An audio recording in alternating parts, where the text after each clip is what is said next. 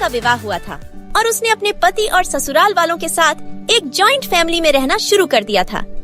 कुछ दिनों के बाद उसे पता चला कि वह अपनी सास के साथ नहीं रह सकती। नैना की सास रूढ़िवादी थी, जबकि नैना आधुनिक जीवन शैली जीने वाली एलरेडिट की थी। जल्द ही उनके बीच झगड़ने होने लगे। कई महीनों के बीत जाने के बाद भी दोनों में से कोई भी अपना व्यवहार बदल नहीं पाया। समय के साथ साथ नैना और ज्यादा आक्रामक हो गई और उसे अपनी सास से नफरत होना शुरू हो गया। वह सोचने लगे कि कैसे अपनी सास से छुटकारा पाया जाए। एक बार हमेशा की तरह जब उसने अपनी सास से झगड़ा किया और उसके पति ने अपनी माँ का साइड लिया, तब नैना गुस्सा हो गई और अपने मायके चली गई। नैना के पिता एक केमिस्ट थे। उसने अपने पिता को पूरी बात बताई। उसने अपने पिता से कहा कि उसे कुछ जहर दे ताकि वह अपनी सास के खाने में मिलाकर उसे छुटकारा पा सके, नहीं तो वह अपने पति के घर वापस नहीं जाएगी। नैना के पिता को यह सब जानकर काफी दुख हुआ और उन्होंने अपनी बेटी से कहा, अगर तुम अपनी सास को जहर देती हो तो तुम और मैं दोनों जेल जाएंगे। ऐसा करना ठीक नहीं है। लेकिन नैना सुनने और समझने की हालत में नहीं थी। आखिरकार उसके पिता ने कहा, ठीक है, जैसा तुम चाहती हो वैसा ही होगा, लेकिन मैं तुम्हें जेल में नहीं देखना चाहता। उसके पिता अंदर से पाउडर लाए और कहा, हर दिन जब तुम दोपहर का भोजन या रात का भोजन करते हो तो अपनी सास के खाने में इसे मिला देना।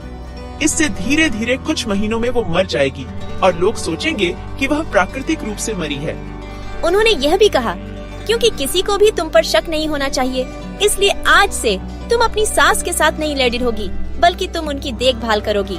भले ही वो कुछ भी कहे, तुम गुस्से से बात नहीं करोगी और हमेशा शांत रहोगी। नैना सहमत हो गई और अपने ससुराल वापस आ गई और अपने पिता की सलाह के अनुसार उसने अपनी सास के खाने में पाउडर मिक्स करना शुरू कर दिया और बेडडे ही प्यार के साथ बात करना शुरू कर दिया। समय बीतने के साथ साथ नैना की सास का नेचर भी बदलना शुरू हो गया, क्योंकि नैना अब अपनी सास की बहुत देखभाल करने लगी थी। इसलिए उसकी सास भी उसके प्रति विनम्र होने लगी और प्यार से बात करने लगी।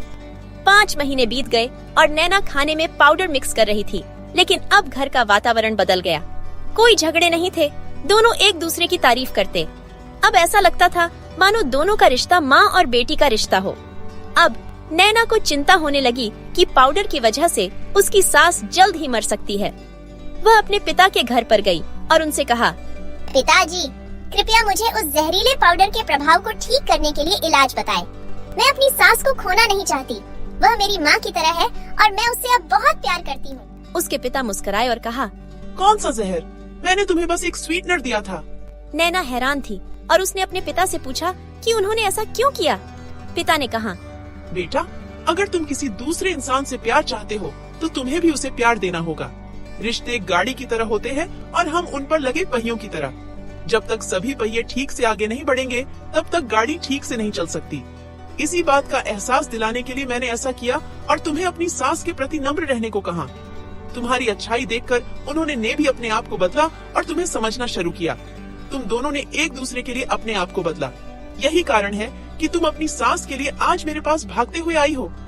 नैना अपने पिता की बात समझ चुकी है और आप